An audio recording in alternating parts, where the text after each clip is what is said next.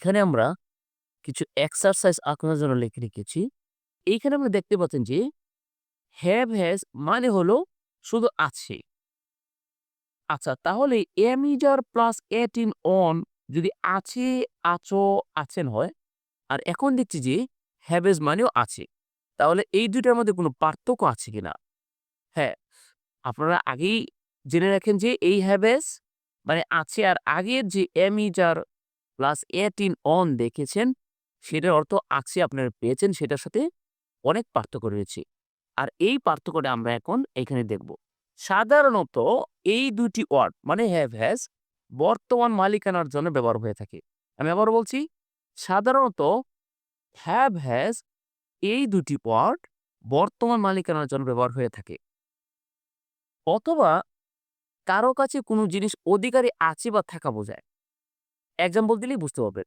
যেমন এখানে লেখা আছে I have a red pen অর্থ হলো আমার একটি লাল কলম আছে।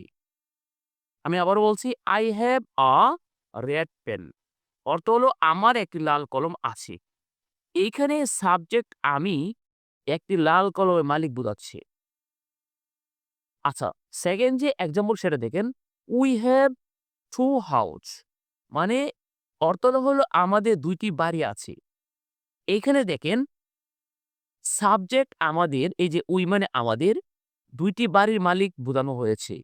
এইখানে কিন্তু আগের যে আমি ঘরে আছি, আমি স্কুলে আছি, আমি কলেজে আছি, আমি রাস্তায় আছি, সেইটাই কিন্তু এখানে সাথে সেইটার সাথে কিন্তু এখানে অনেকই পার্থক্য রয়েছে। আর এখানে বোঝাচ্ছে মালিকানা আর আগেরটা বোঝাচ্ছিল কি? অবস্থান করা। আচ্ছা, থার্ড যেই এক্সাম্পল সেটা দেখেন, "They have many money" তাহাদের অনেক টাকা আছে। মানে তাহারা অনেক টাকার মালিক এখানে বোঝানো হয়েছে। আর ৪ নাম্বার যে এক্সাম্পল সেটা হলো, "He has a red pet" তার একটি লাল গরু আছে। মানে সে একটি লাল গরুর মালিক। আর আগে যে উদাহরণ আপনারা দেখছিলেন যে, "He has in the market" অর্থাৎ সে বাজারে আছে মানে কি সে বাজারে অবস্থান করছে। আর এইটা হলো, "He has a red cow" মানে সে একটা গরুর মালিক। "Aisha has a new English book" এইখানে অর্থ হলো আয়েশার একটি নতুন ইংরেজি বই আছে। তার মানে এইখানে যে আয়েশা দেখছেন সাবজেক্ট, সেই আয়েশা হলো একটি বইয়ের মালিক। আচ্ছা এইখানে দেখেন she has 2 cars তার ২ টি গাড়ি আছে। তার মানে সে ২ টি গাড়ির মালিক। আর আমি যদি এখানে বলি she is in car তাহলে অর্থ হবে সে গাড়িতে আছে। আর এইখানে কি অর্থ হয়েছে? she has 2 cars মানে তার ২ টি গাড়ি আছে। আর এটা বোঝাচ্ছে যে সে ২ টি গাড়ির মালিক।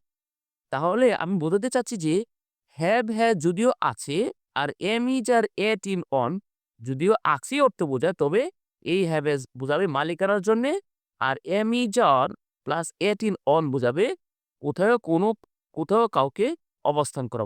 নিশ্চয়ই আপনারা এইটার পার্থক্যটা বুঝতে পেরেছেন। তো আজকে আর আমি সামনে বাড়ছি না। আজকে এই পর্যন্ত থাকছি। খুব বেশি ভালো থাকেন এবং সুস্থ থাকেন। এই আমার শুভকামনা। আসসালামু আলাইকুম ওয়া রাহমাতুল্লাহ।